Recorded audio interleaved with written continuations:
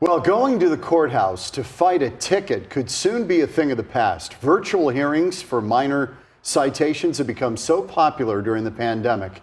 Some cities actually want to expand it. Matt Galka is live with the story. So it's kind of a quaint notion now to go to court and fight it out.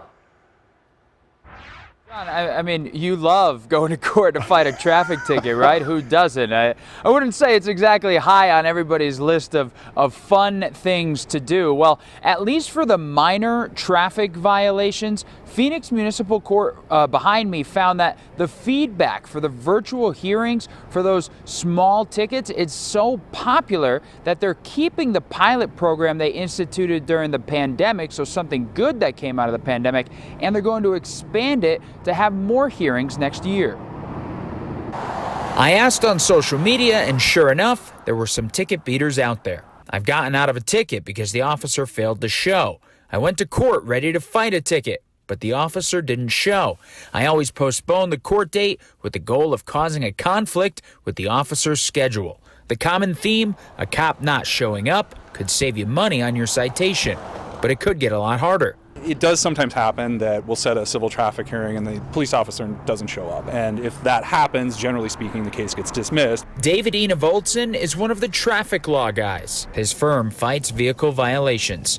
In Phoenix Municipal Court, they're about to expand their virtual services for the minor driving offenses. You can get a virtual hearing for a moving violation now. They'll expand it to parking violations in 2022 and maybe more after. A driver and an officer can both do the hearing virtually. It's convenient, efficient, and COVID-friendly according to the court, and it might make it tougher to get off the hook.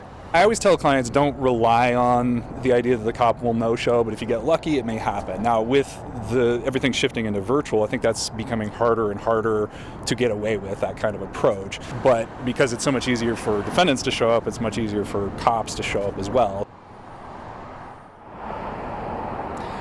Now, they're not doing every hearing virtually. Some of them are still in person. It depends on technology and staffing. And you still can request an in-person hearing if you do get assigned that virtual hearing. And if you are trying to get out of that ticket, there's still a chance that the officer does not show up via Zoom or FaceTime or virtually.